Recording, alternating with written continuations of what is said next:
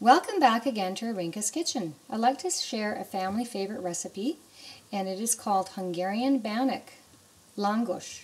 All you will need for this recipe is 6½ cups of pre-sifted flour, 2 tablespoons of salt, 4¼ tablespoons of vegetable shortening, 2 whole eggs, 2 cups of lukewarm milk, 1 cup lukewarm water from cooked potatoes, peeled whole garlic cloves as needed.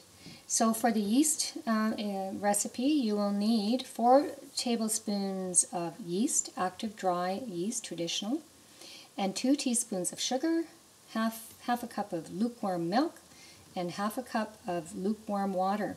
So what I did was I peeled and cut potatoes into medium-sized pieces, and I cooked it in 4 cups of water with 1 teaspoon of salt.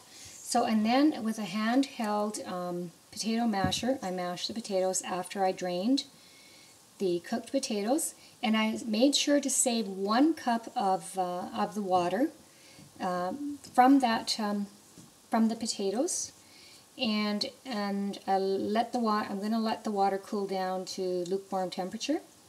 Then with a handheld potato masher, I finally mashed the potatoes, because this is what's going to go into the bannock recipe. So it should be mashed finely like that, ready for the actual dough.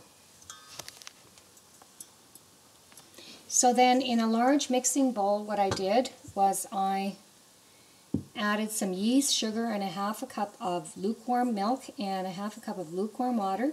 And then I mixed it together, and I allowed it to rise. So this is what the active yeast looks like, the dry yeast, traditional active dry yeast looks like.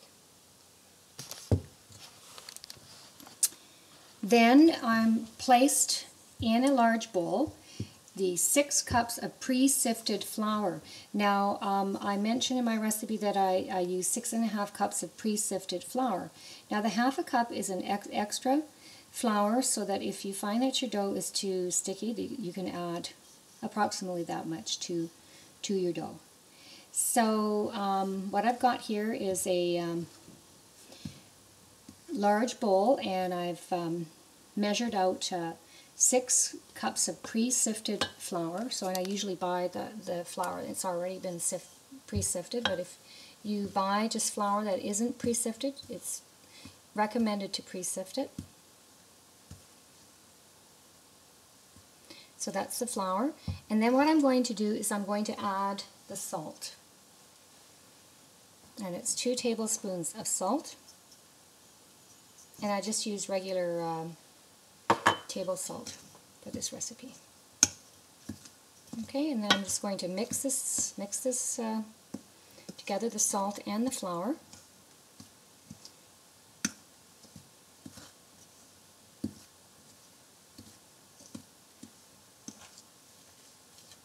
And then when I've finished mixing the salt into the flour, I'm going to make a well in the center, and then I'm going to start adding some of those ingredients that I mentioned.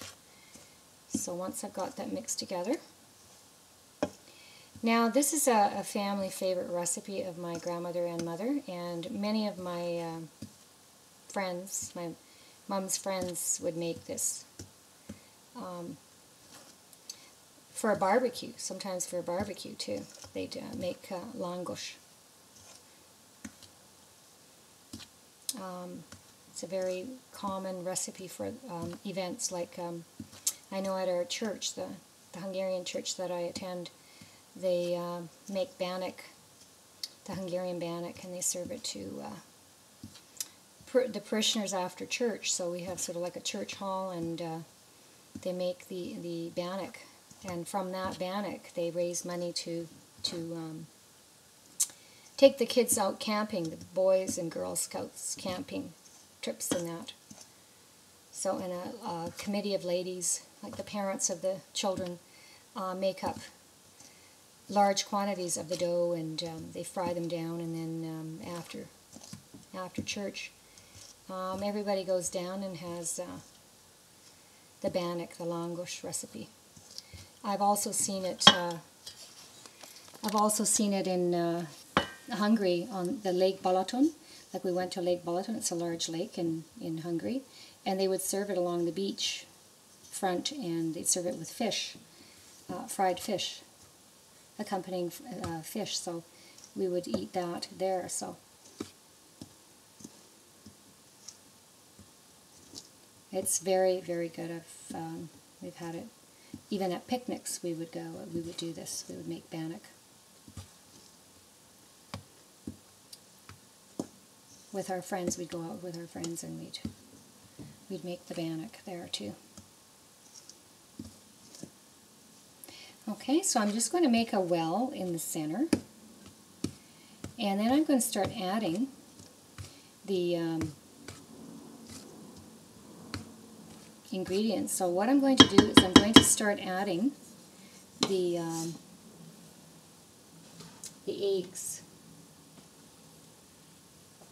Okay, so what I've done is I've taken some eggs and I've lightly beaten the eggs sort of frothy.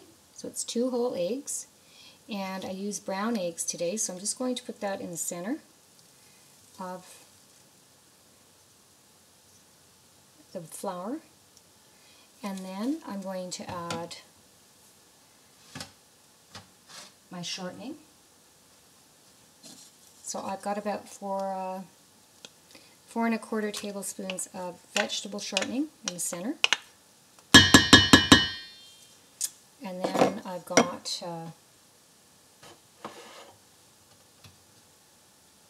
the liquids. So what I'm going to do now is I'm going to actually add the potatoes in the center. And this is 2 medium white potatoes. I would recommend the white potatoes so that you don't get a soggy or rubbery dough. So any kind of recipe like dough recipe, my grandmother would use the white potatoes. So I'm just going to work that into the center there with the eggs. Start. And then I'm going to add the yeast. Now this is 4 tablespoons of yeast, and it's quite a bit. Rises from this, so it's risen quite well. It's really important that you get fresh. Make sure that your yeast is really good. I use the dry, active, traditional yeast. Now the fast rising one, that one I wouldn't recommend that one. I would go with just the traditional. And then I start off stirring the ingredients together with a wooden spoon, and then when I've got things together, then I start kneading it gently. So you're going to knead the dough together gently. Then I'm going to add the one cup of lukewarm water from the cooked potatoes. So I made sure that I cooled down the potato water. Then I've got my lukewarm milk. So I've got about 2 cups of lukewarm milk. So I'm just going to start stirring this around. It just makes it a lot easier. So there's 6.5 cups or 6 cups of pre-sifted flour. Now I've got an extra 1/2 cup of flour there ready if the dough gets too sticky. So I'm just going to hold off on adding that to the ingredients. So I'm going to add my 2 cups of milk, lukewarm milks. So I've sort of heated up some milk, and then I let it just sort of cool down. Now it looks a bit watery right now, but it's going to come together just great once we stir it together. Like that, because there is a lot of flour in it.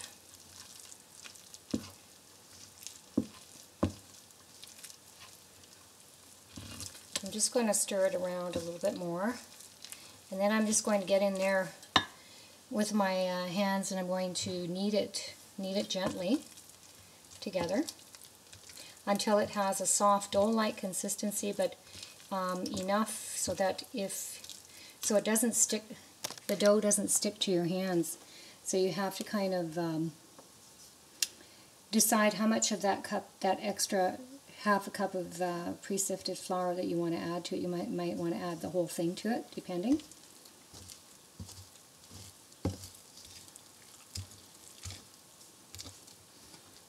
Okay, so try to get this together as much as possible, and then I'm going to knead it gently together. The shortening and the eggs and potatoes.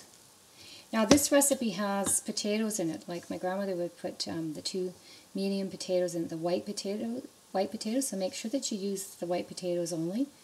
When you're doing, like, for instance, my dumpling recipes, require that you use white potatoes. I wouldn't use russet or red potatoes. With any recipes that, you know, for potato pancakes or whatever, the white potatoes really work quite well for that.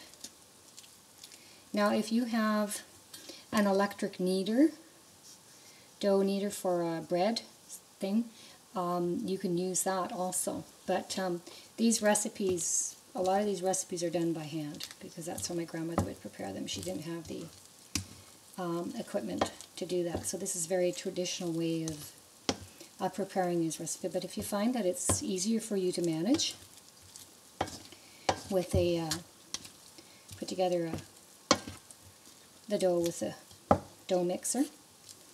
I've got that here too, but I just wanted to show you how to do it the traditional way. But that is another option. So I think my dough is a little bit sticky, so I'm going to add a little bit more, and then what I'm going to do is I'm going to start kneading the dough. Try not to over knead it. Just get it together enough so that the dough doesn't stick to your hand. It still feels sticky, but it's not going to.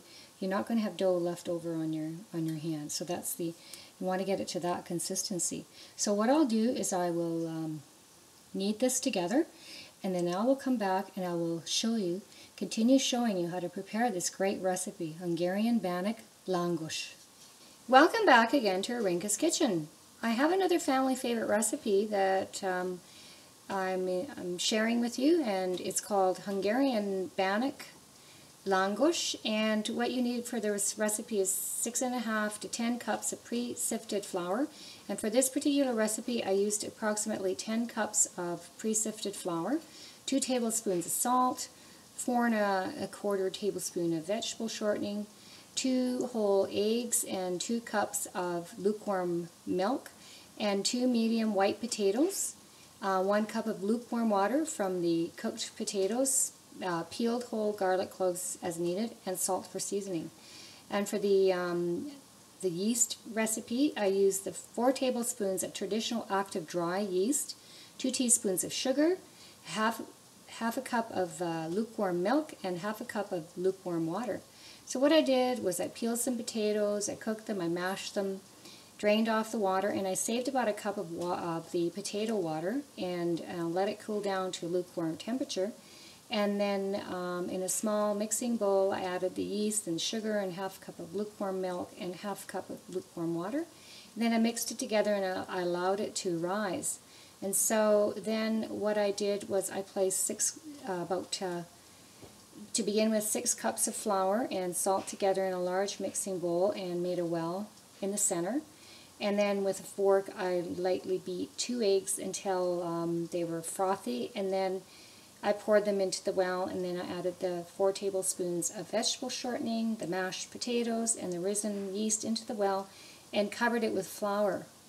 So then I added, I usually start off stirring the dough mixture with a large wooden spoon. It's just easier to bring the ingredients together. And then I added approximately 1 cup of lukewarm water from the potatoes and approximately 2 cups of lukewarm milk to the flour, and I gently kneaded it together. So, and then I added more flour as the dough was mixed together. And then, of course, I added about four cups more of flour to it to get it to the right consistency. So after that, what I did was I formed the dough into a large mound, and I floured the bottom of the bowl that I kneaded the dough in. You have to really make sure that you do that, because once the dough rises, the dough will stick to the bottom of the bowl. So you have to really cover it with a lot of flour. And then I covered it with some large tea towels for at least about 2 hours, 1 to 2 hours. So you've got to really watch the dough so that it doesn't over-rise itself. And when the dough mound was fully risen, I took it out of the bowl and I placed it onto a floured cutting board. And I'd like to show you what I did. So with a rolling pin, I rolled it out, and this is the dough. And I've already started cutting out some squares, and I've already pulled apart some of the dough for the oil. So as you can see that they're here. And you need to get yourself a bowl of floured, cover your hand with some flour to pull apart the pieces, because it's really going to be hard to work with. This is quite soft, actually, because it's got potato in it. So then you would put these drop these into the oil. These kind of like palm-sized pieces, like that. And then you would put those into the oil, the hot oil. So you preheat your oil, if you have a deep fryer, to 350 degrees Fahrenheit, and you fry them until they're golden brown on both sides. And then, of course, you would use one of these. I use one of these spoons with the holes in them, so that I get a better handle on the deep fryer. I've left the basket in the deep fryer, actually, just to make it safer. And then I put the bannock in there. So I'm going to fry both sides with of these bannock until they're golden brown. So I've used a pizza cutter. Actually, I didn't have a pastry cutter at home, but I can use this one to cut approximately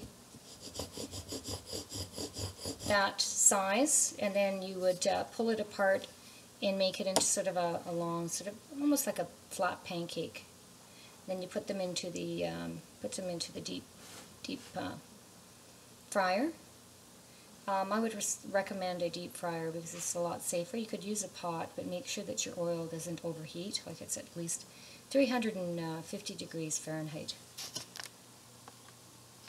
So what I'll do is I'll come back and I will show you what this great recipe looks like. I do have some already in the deep fryer here, and I'm just going to check the one side, and I'm just going to turn it around with a spoon. The spoon is a great tool to have, and I'm going to fry both sides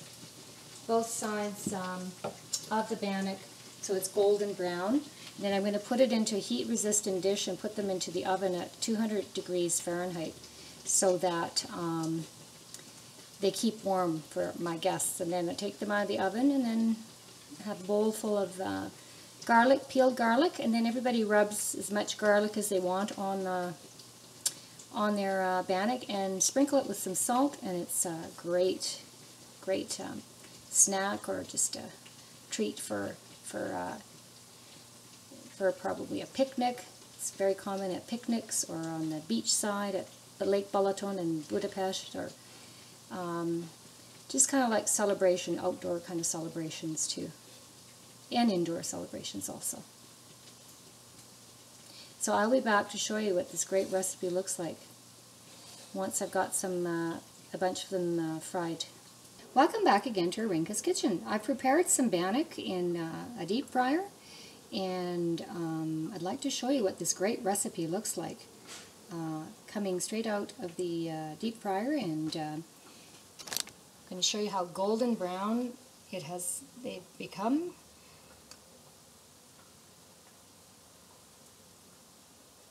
And this is just a fantastic recipe, so it is great served with garlic. So traditionally what Hungarians would do with the bannock is they would rub some garlic clove on it. So that's what I'm going to show you how to do. So I've cut up some garlic cloves, and I'm just going to take one of the pieces that I've just shown you. Actually, that one's a little bit on the warm side, so I'm going to show you one that's cooled down just a little bit. So I've had these in the oven in a heat-resistant dish that I just showed you at 200 degrees Fahrenheit, and I didn't cover it because if you cover it, they will get soggy. You want the outside to be sort of crispy, and the inside is kind of moist. So what I've done is I've cut up some garlic, ready for people, like if they want to take it out of the bowl, and then I've cut it up because once you cut it up, the oils start to come out from the garlic, like that. So I've cut them into sort of small wedges like that. So what I'm going to do is I'm going to rub some garlic. I like to use a lot, so this is what's unique about this recipe, is the crunchiness and it's got the potatoes inside of this recipe. And then I'm just going to rub both sides of it as much as you like. I like to use a lot. Let's get a nice garlicky flavor to it. You can use garlic powder too, but the original is to use fresh garlic cloves. That's fantastic. And my husband has just tasted some, and he says it's he just loves the taste of it. So I'm going to put some salt, a little bit of salt on both sides, just table salt. And then of course I'm just going to pull this apart and show you what the inside looks like. It's sort of like that. It looks like that on the inside. Very tasty. I've had a little bit of a taste of it, and it's just fantastic. If you have any questions or comments regarding this recipe, please feel free to contact me at irinkaskitchen.com or irene@irinkaskitchen.com. I hope that you enjoy serving this to your family and friends. Until next time, bon appetit, jó étvágyat!